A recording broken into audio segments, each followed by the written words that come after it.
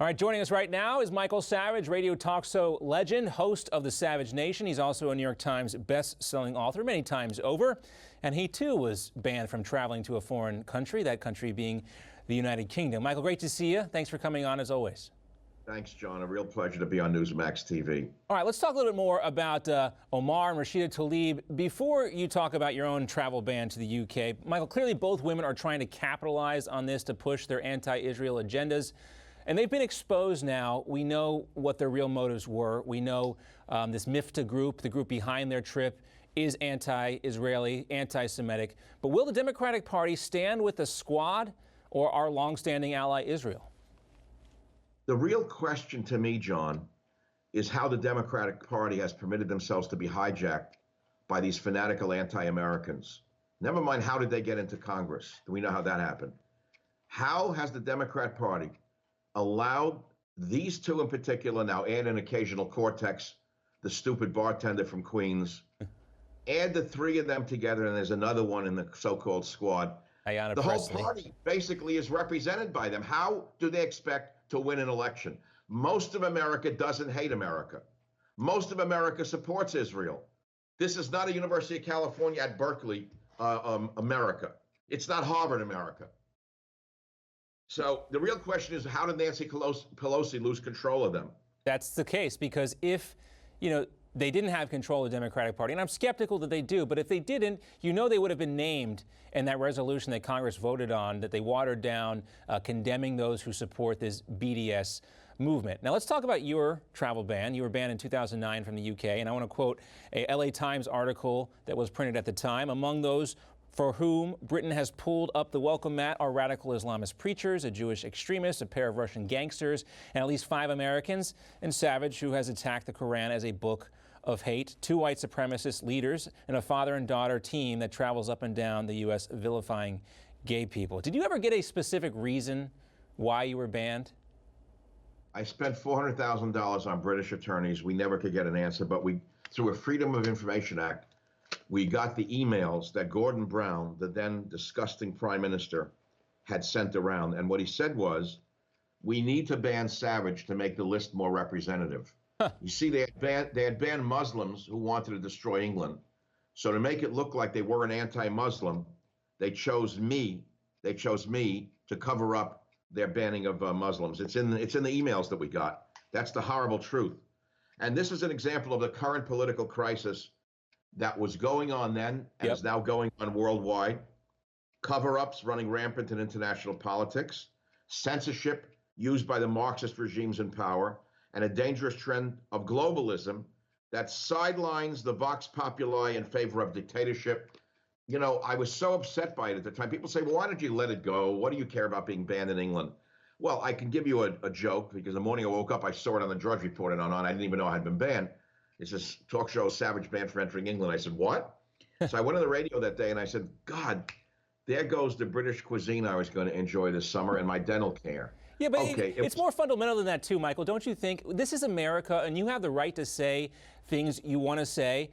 And for another country to ban you from entering that without a specific reason, but ostensibly for things that you said, that just rubs, I think, a lot of people the wrong way. Well, but let's look at this. These 2 horrible anti-American Muslim congresswomen were just banned from entering Israel. But they have long been enemies of Israel. They want Israel to disappear. Their maps show that. I've been nothing but an Anglophile my entire broadcast career. Right. I admire England, its traditions, its people. I was not going over there to foment any kind of hatred or to foment any kind of rebellion against the government. Contrast that with these 2 witches who were specifically going to Israel to rise up, make crowds go crazy. And let's not forget, too, Michael, your job is to talk to the public. You're a media personality. They are elected members of Congress, so the bar is a little bit higher for them to not support the BDS movement, which is really what this is about. Not specifically what they said or even sharing those anti-Semitic cartoons they did over the weekend, but their support for this BDS movement. It's on the books in Israel, and Israel has a right to enforce their own laws. So that's... Well, we know what the so-called boycott... it's about the destruction of the nation of Israel, making sure it's no longer... You're trying to turn Israel into South Africa. But what they really want to do is disappear Israel from the map. They want the Jews to be pushed into the sea or go to Europe or America. And they want it to become the desert hellhole that it was before the Jewish state was founded. Never forget that that land was occupied by the Israelis, meaning the Jews, since biblical times. They didn't just come from Europe with their valises after World War II. Jewish people had been in that area since biblical times. Judea, Samaria, it's in the Bible. So don't fall, you know this as well as I do. It's such a big Nazi lie to say Jews were interlopers.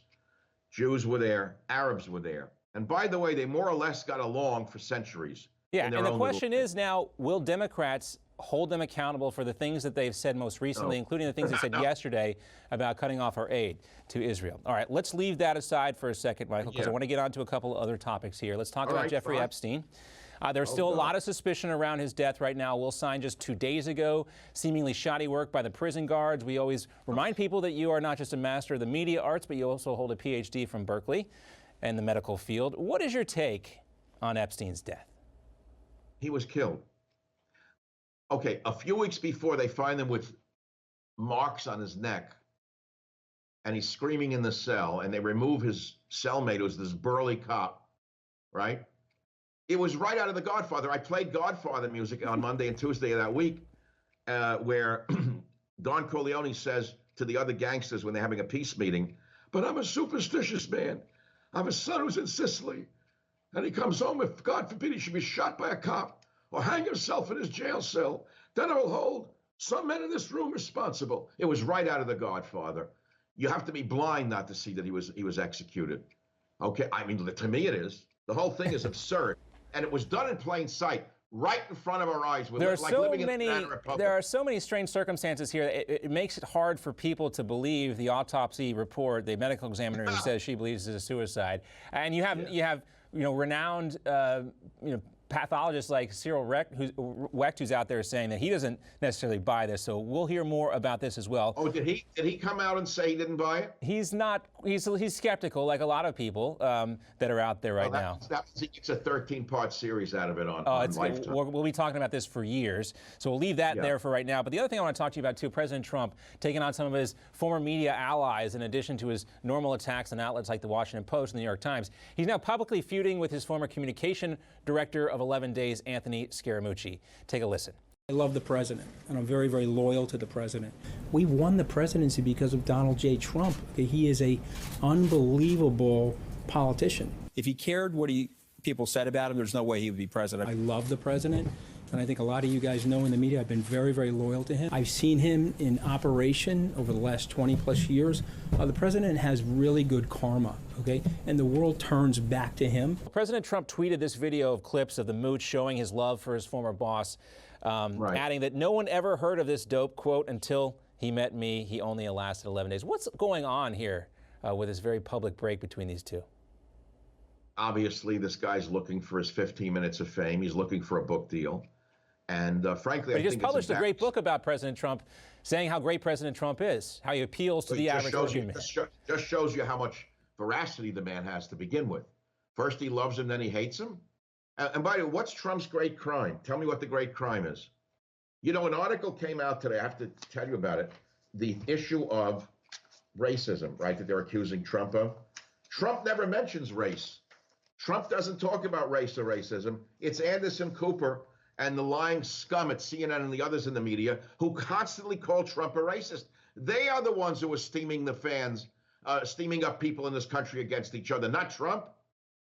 Yeah, they blame Trump for things that are said at his rallies. And he's come out, we've played these clips over and over of how many times Trump has condemned white supremacy, how many times he's condemned David Duke in the past. Doesn't matter how many times he says it, he's always blamed for being a racist. And even now, the Democratic candidates are blaming voters for being complicit in his racism. There is no middle ground, Michael. If you support President Trump, you are a racist, and that is the talking point from all the Democratic candidates. They can go to hell. They're the racists. I know what they're doing. You know, this is a replay of the 1950s. Are you now, or have you ever been a member of the Communist Party? Are you now, or have you ever been a communist? Now it's, are you now? Well, we know you are a racist. That's the only thing they got. They're like 5-year-old sub-morons. And let me tell you what I came up with. to scream racism in a crowded nation is racism, and they better stop it real fast because they're going to steam up a civil war in this country. Well, they don't seem to be willing to stop anytime soon. You know, one more thing, too, that President Trump is kind of taking a different tack than he has in the past. He's attacking Fox News as well, saying that a lot of things have changed. There's something going on at Fox, he said. I'll tell you right now, and I'm not happy about it. What do you think? Is President Trump right for taking on Fox? No. Even though he is correct and that Fox is hedging its bet for after the election because nobody really knows who might win, right? Mm-hmm. He's wrong for attacking him. He needs every ally he can get, including Fox News, which has been his strongest supporter.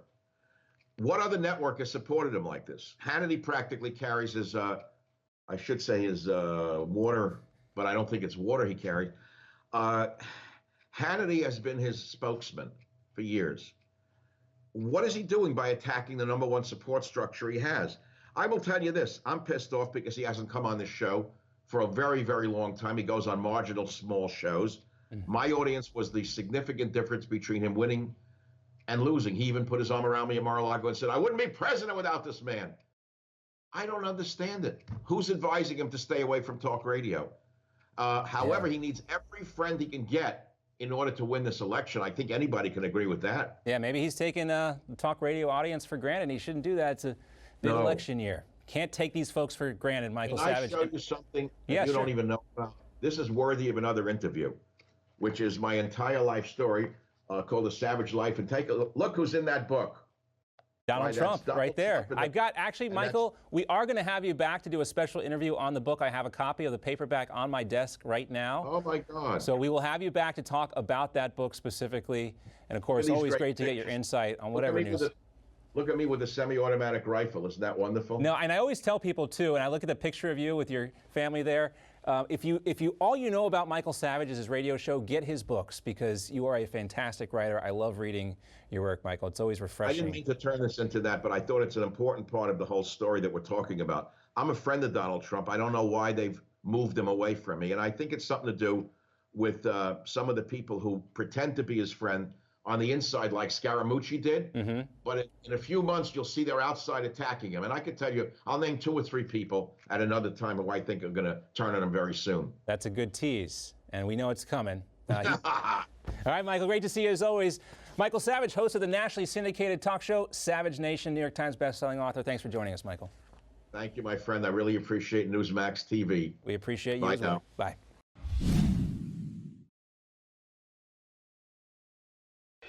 You just watched Newsmax TV, America's fastest growing news channel, now in 65 million homes. Get Newsmax TV on all the major cable systems or go to NewsmaxTV.com and click on the Find Newsmax tab to locate us. Remember, Newsmax TV, where real news for real people.